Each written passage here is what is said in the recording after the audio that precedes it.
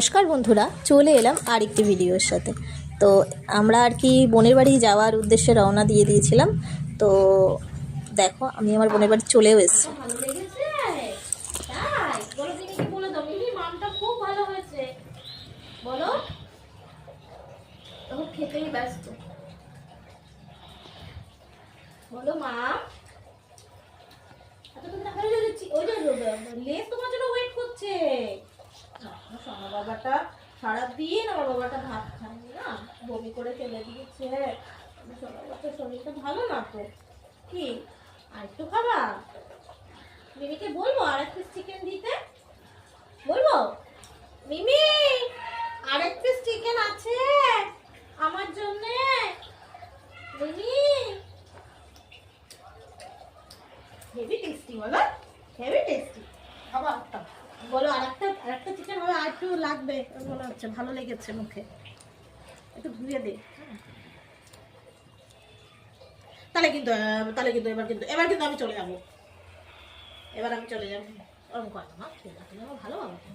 তো এখন এই যে দুই ভাই ঘুম থেকে উঠেছে। ঘুম থেকে উঠেই ওদের বায়না যে ললিপপ খাবে। ঠিক আছে চলো, কান্নাকাটি চালু করে দিয়েছে বলে দোকানে নিয়ে এলাম ললিপপ। আর বড় দাদার কান্না দেখে ছোটো জন্য আর কি, মা আমিও ললিপপ খাবো। ঠিক আছে চলো, দুজনাকেই কিনে দিই তাহলে।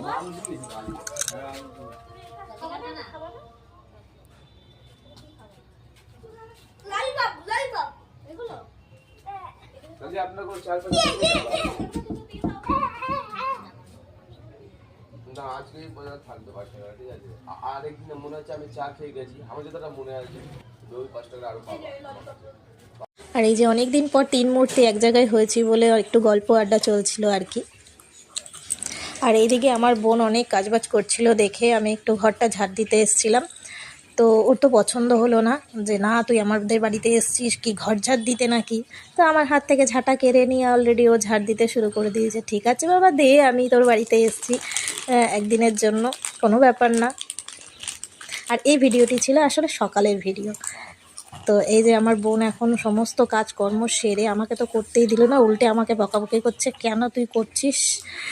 ঠিক আছে, কোনো ব্যাপার না, আমি বেশ আনন্দে মজাতেই থাকবো। আর এই যে বাবু এখন, মানে আমার বোনের হাজব্যান্ড, ও এখন ডিউটি যাবে বলে খাওয়া দাওয়া করছে। এখনই খেয়ে দিয়ে আর কি বেরোবে।